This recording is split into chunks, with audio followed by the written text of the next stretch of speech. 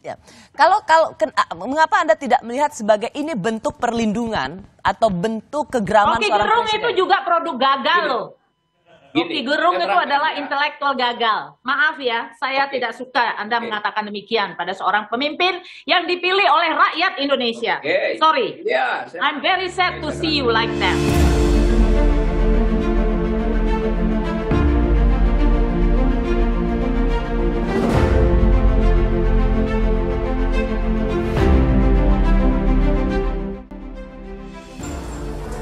Menteri Perdagangan Muhammad Lutfi mengungkapkan latar belakang praktik perdagangan tidak sehat atas produk Indonesia melalui predatory pricing atau kompetensi dengan merusak harga. Produk buatan UMKM Indonesia harus kalah di pasar, utamanya di platform e-commerce. Praktek-praktek yang tidak sesuai dengan aturan perdagangan.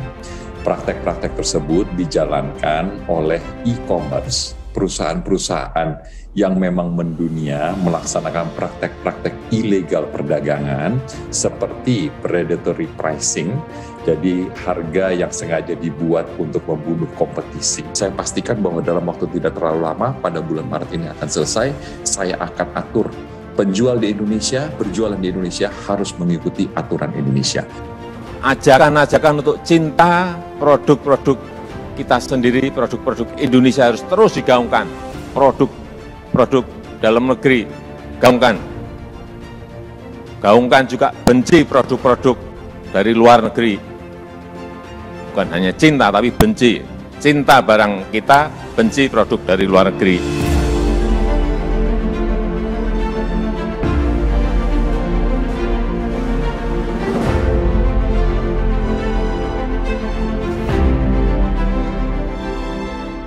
Apakah Pak Jokowi produk asing sehingga harus saya benci? Kan enggak kan? Pak Jokowi kan produk lokal, walaupun produk gagal. Ya. Mengapa Anda tidak melihat sebagai ini bentuk perlindungan atau bentuk kegeraman Rocky seorang Gerung presiden? itu juga produk gagal loh. Rocky Gerung itu adalah intelektual gagal. Maaf ya, saya tidak suka Anda mengatakan demikian pada seorang pemimpin yang dipilih oleh rakyat Indonesia. Sorry, I'm very sad to see you like that. Oke, saya terangkan pertanyaan Rocky. Tolong hormati, presiden itu institusi loh. Presiden itu adalah pimpinan tertinggi rakyat Indonesia dan dia dipilih. Tolong hormatin itu. Ya, oke Mbak Emi. Saya rasa Bung Rocky benar.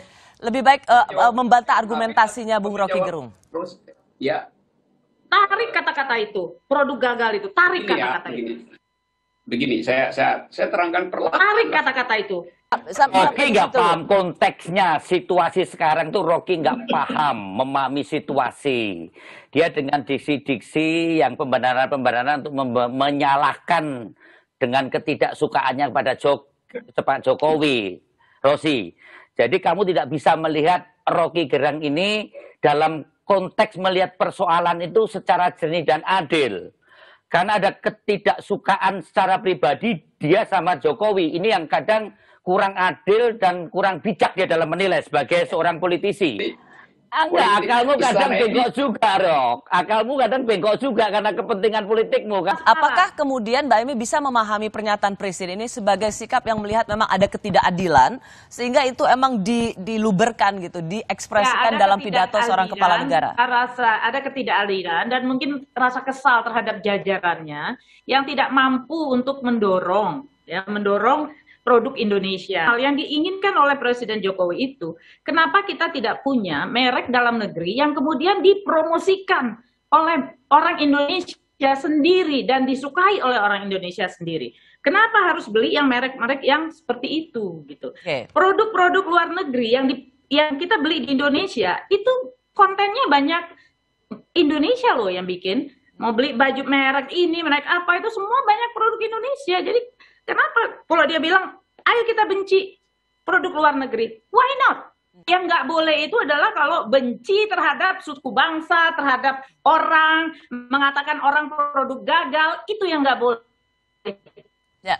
Mengatakan orang ini adalah apa dan segala macam, itu yang tidak boleh menurut saya. Itu menunjukkan kesombongan yang luar biasa. Yang menurut saya itu harus hentikan. Tapi susahnya kenapa iya, kalau TV Mbak Rosi ini kenapa suka sama Rocky Gerung?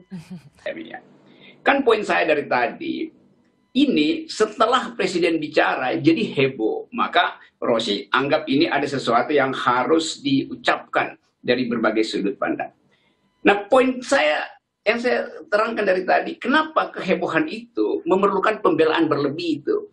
Kan artinya ada kekacauan komunikasi itu kan. Jadi Enggak, saya nggak setuju ini. ini ada soal kalau nggak setuju. Kan kalau dia komunikasinya bagus, kata benci itu pasti diterima dengan lapang dada. Tapi orang akhirnya berpikir, jangan-jangan memang presiden juga adalah produk asing, sehingga orang harus membenci. Yang selama ini diasosiasikan dengan asing segala macam itu. Tapi saya... Yang ngeributin itu adalah politisi. Yang ngeributin itu adalah media. Masyarakat di bawah tuh gak apa-apa tuh. Tadi saya ngobrol-ngobrol sama tetangga-tetangga saya. Gak apa-apa tuh mereka.